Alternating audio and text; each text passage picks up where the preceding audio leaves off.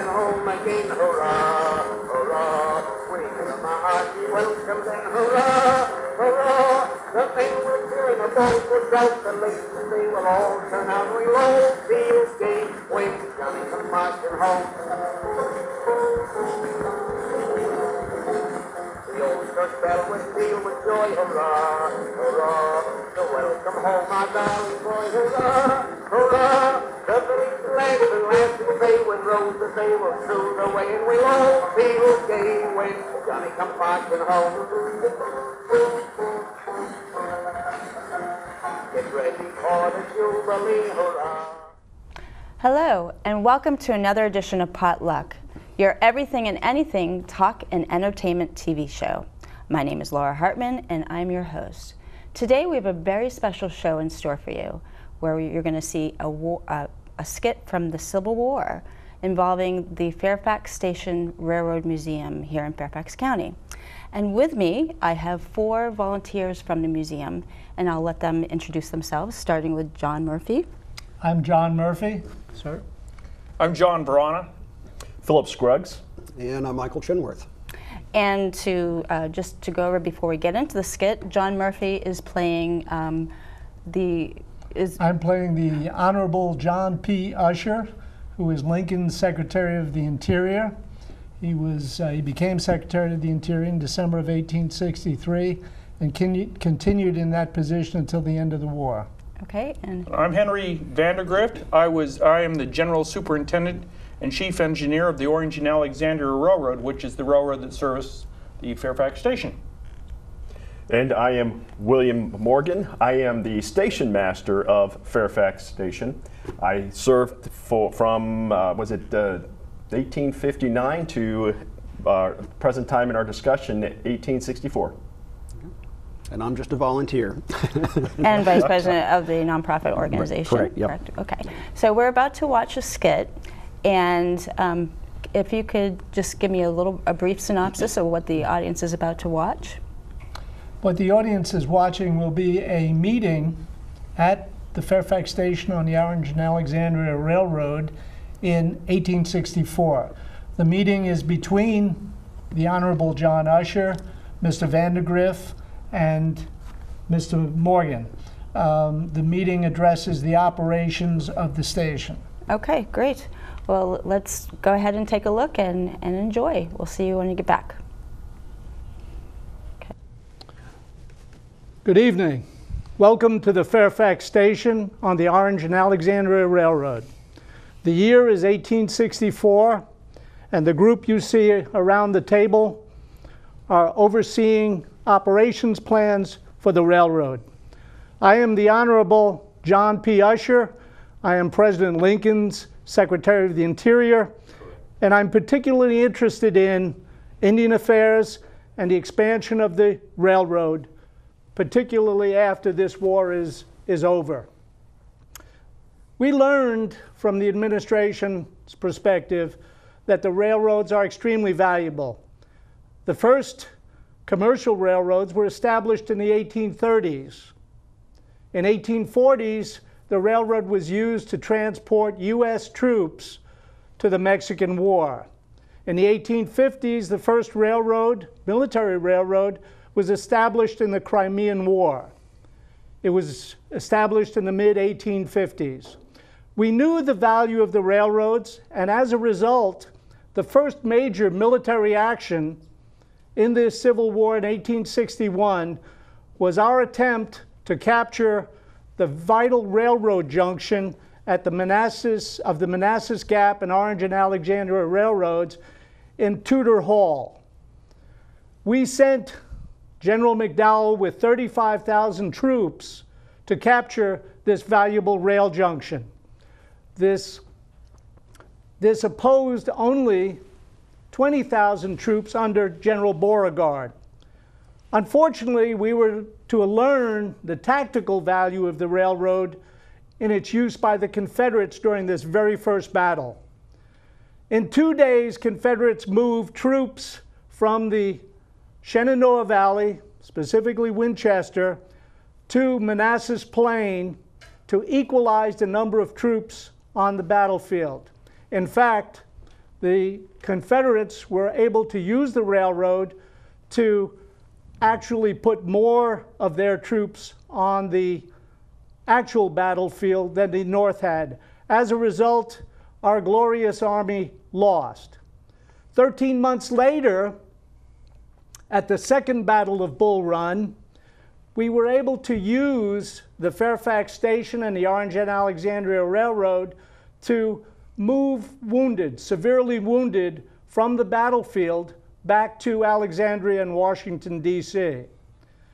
The value of the railroads is tremendous, and as a result, in 1862, we established the U.S. Military Railroad.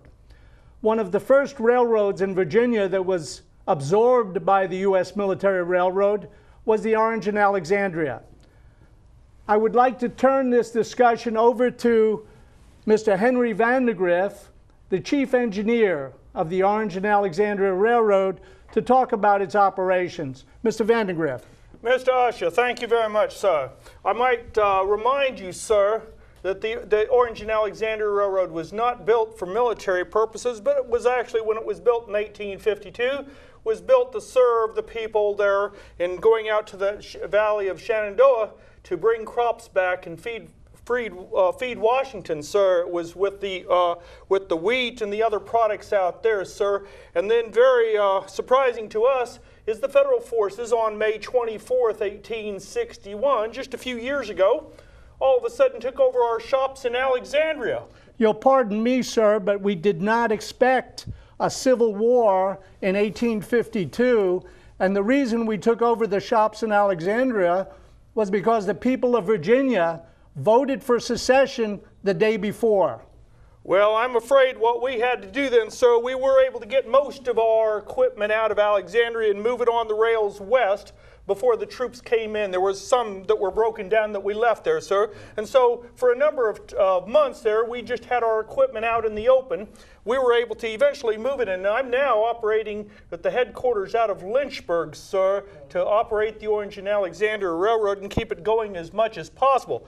Unfortunately, some people don't seem to think much of my management style. I even had a letter here that was provided by from General Joseph Johnson to President Lincoln complaining of my management style. I might quote here, sir, that the management of this railroad is so wretched it is impossible to guess when the removal of these stores may be completed. Well, sir, it just so happens that there were railroads brought over, engines brought over from the other lines. How am I expected to manage the railroad when they're bringing other locomotives and such over to my railroad that I'm supposed to be operating? Sir, if you have complaints, bring them up with the commanding officer of the U.S. Military Railroads, General Haupt. Don't bring them to me or the administration. Well, apparently someone has thought to bring it to Mr. Lincoln.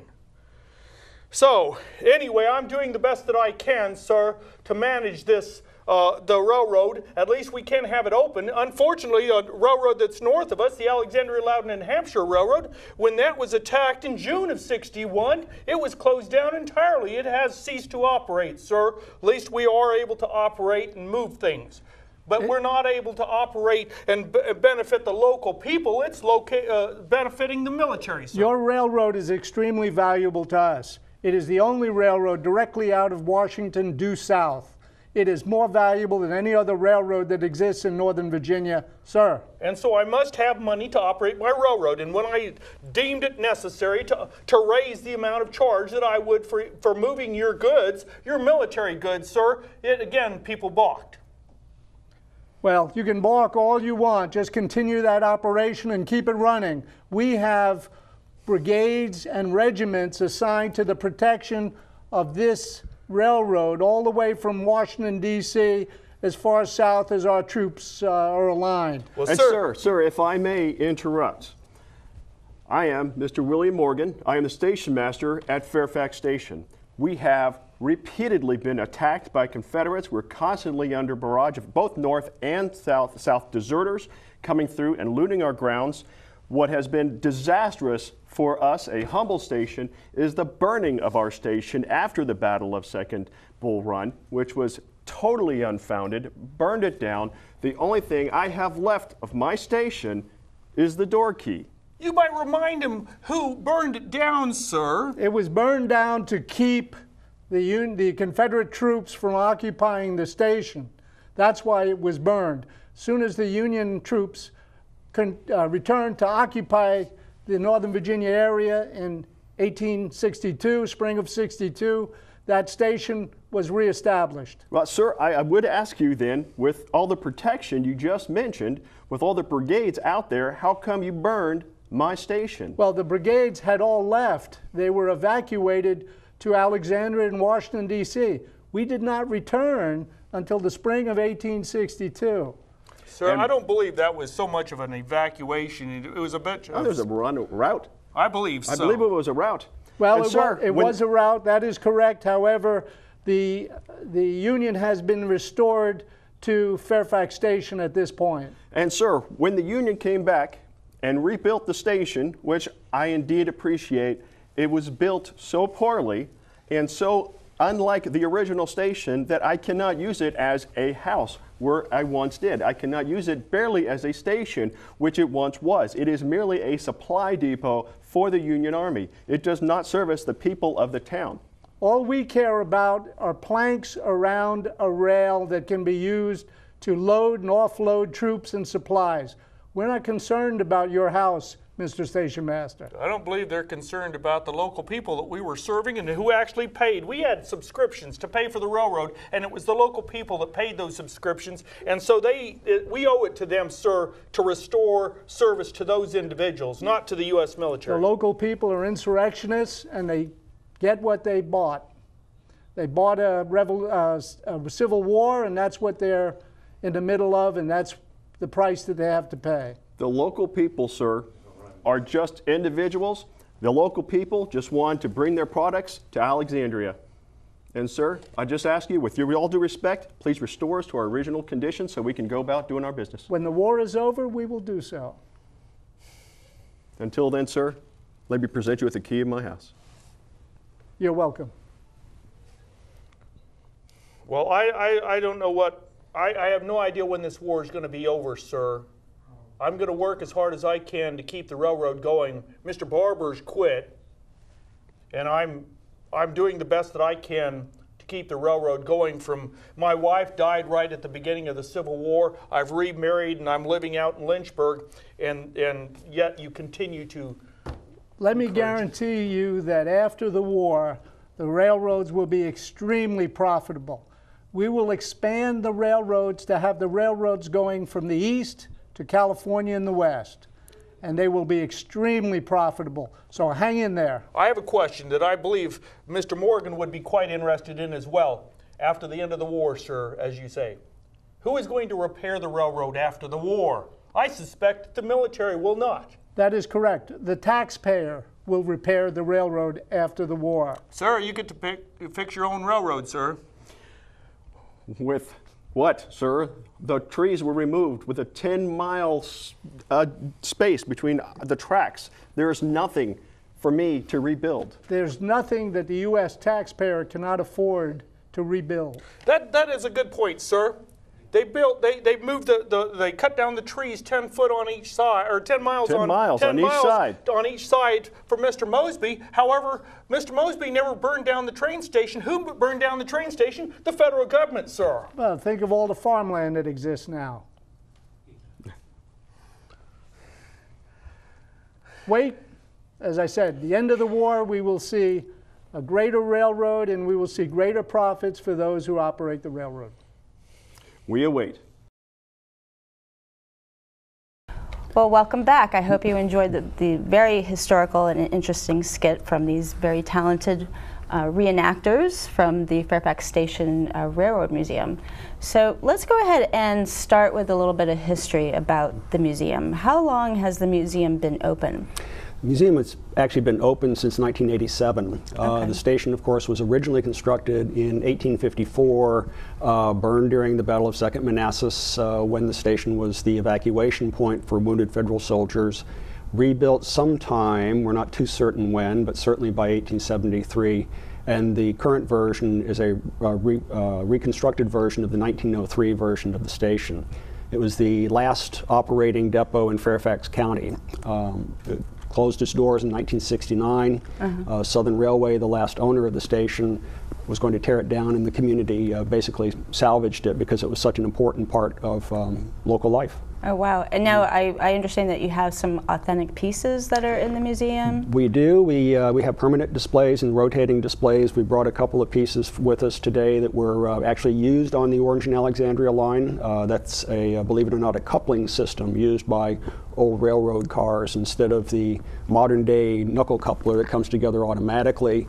Oh, this is what hooks up the trains together. It hooks the trains together, yeah. And it was all done manually. Wow. You've got about 15 or 20 pounds of iron here, another 10 to 15 there.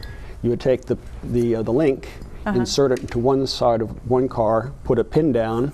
So far, so good. The tricky part comes when the train backs up and you have to put another pin through quickly and back up. Wow. Now, did they have like schedules that they were on back then like they do today? In a manner of speaking, it was fairly, at times it was erratic, couldn't always be dependable. It depended heavily on which railroad you were actually talking about. Some were managed more effectively than others. The Orange and Alexandria merged with several others and became part of the Southern Railway. And Southern had a reputation for running its trains on time. Okay, Yep. okay. Oh, very cool. Yep. Glad you brought these pieces in there. So we just saw some reenactors who did a fabulous job. Now, do you guys do reenactments at the museums all the time? Or like when can people go to visit the museum, and when are you guys there? And how many volunteers actually work at the museum? We have about 25 volunteers on a regular basis, and then supplemental folks who come in depending on the event. We're open on Sundays 1 to 4 generally, but check the website because we do have special events throughout the course of the year. Some of those events do involve reenactors. Last August, for example, we had a First Responders Day where John came in another persona to teach about medical practices of the Civil War and what's done today. So it's scattered out during the course of the year. Okay. The station has also has a lot of history, and some famous people passed through there, including a lady by the name of Clara Barton. And Clara Barton came through shortly after the battles of Second Bull Run and Chantilly in Centerville, and the troops were brought down, the wounded soldiers were brought down to Fairfax Station for evacuation to the hospitals in Alexandria and in Washington, D.C.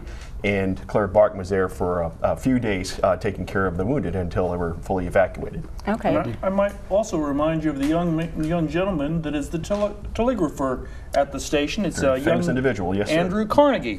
Oh, okay. Yes. Very interesting. Many of us in Northern Virginia are reenactors and amateur historians. I myself also volunteer as a ranger at the Manassas National Battlefield Park, and I received many questions on my tours and on my position at the Visitor Center.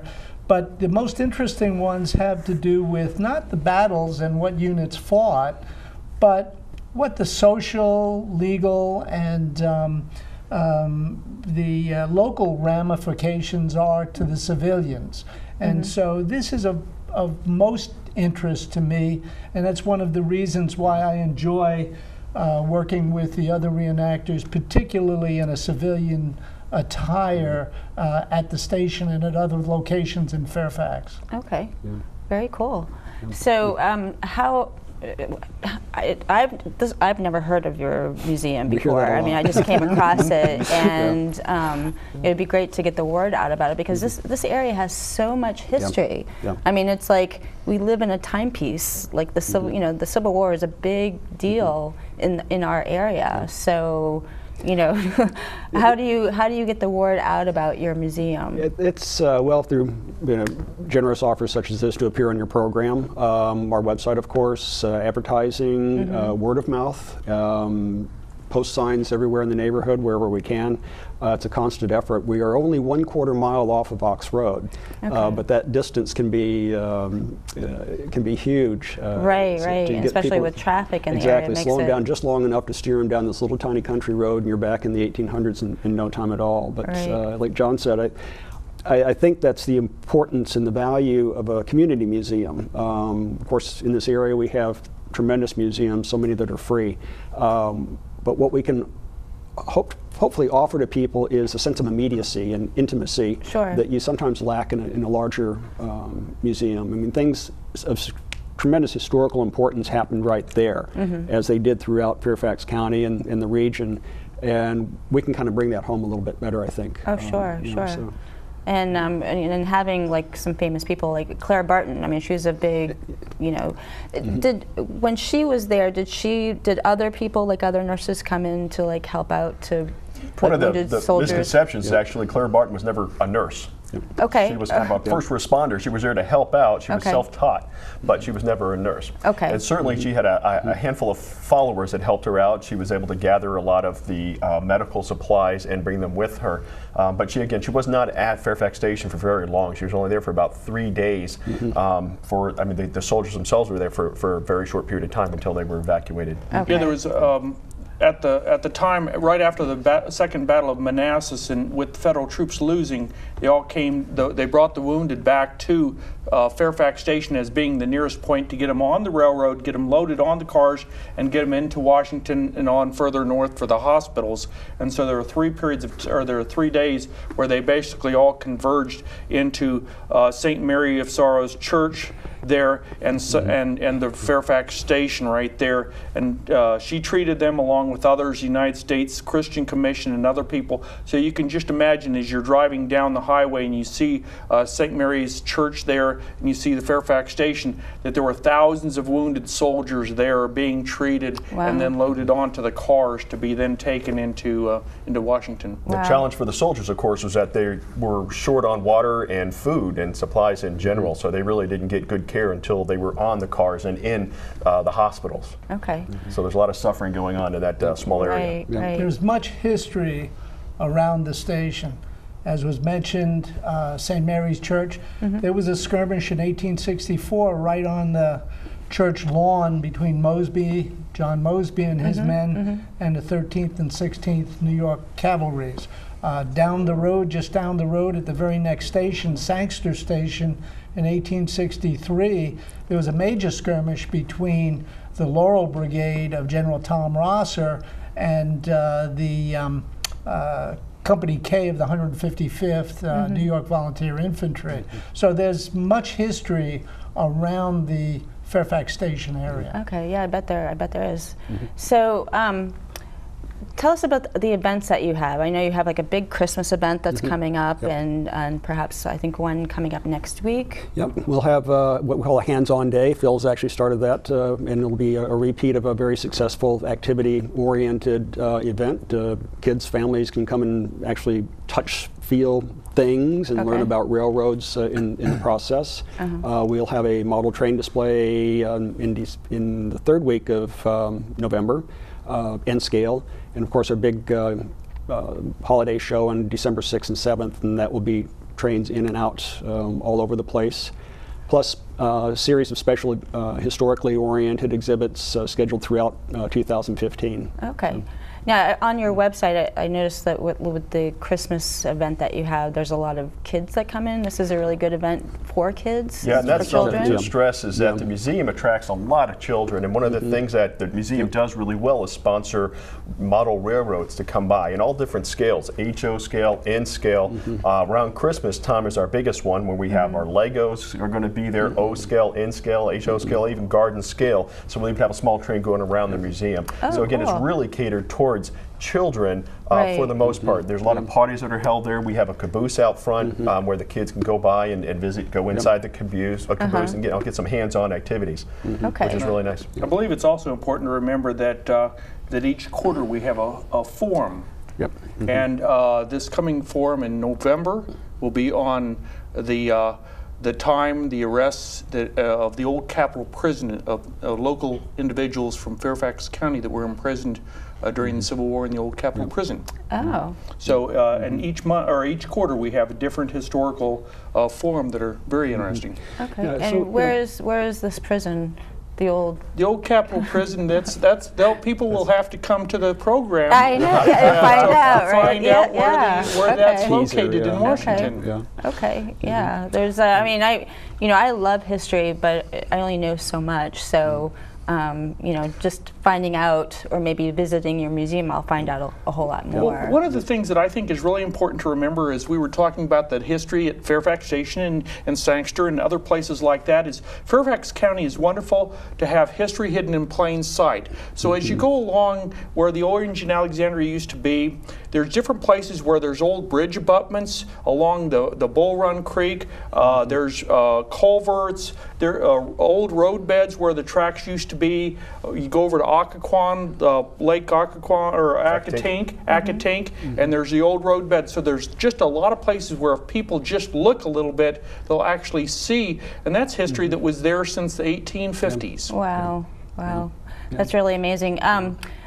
Just another question, because we're going to have to wrap it up here in just a moment, but are there any families that have been here since like the 1800s that were involved, that have helped to keep or maybe be involved with the museum? Yes, we do. We've actually got, I don't know how many greats it goes back, but survivors of Second Manassas who were at Fairfax Station, may have been tended to by Clara Barton herself, whose families moved away and came back, and descendants of that soldier are actually involved with the station. And you know, so again, that's the intimacy that brings history alive and makes it meaningful for us, and it's really kind of neat. Oh, nice. Oh, nice. And I'm sure other people bring their stories as well.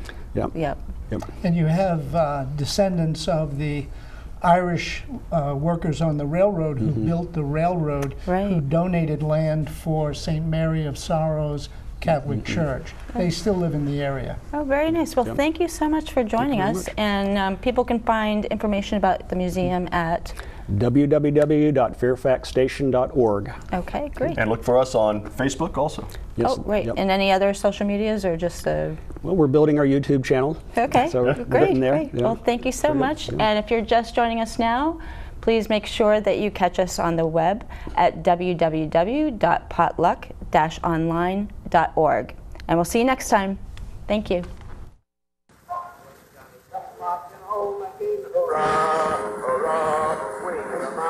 Welcome and hurrah, hurrah, the thing we're doing about the doubt the late they will all turn out, we'll all feel gay when Johnny comes marching home.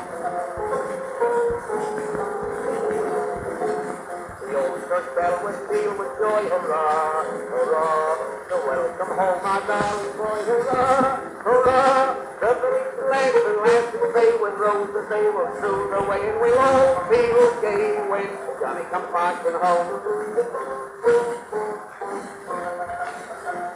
Get ready.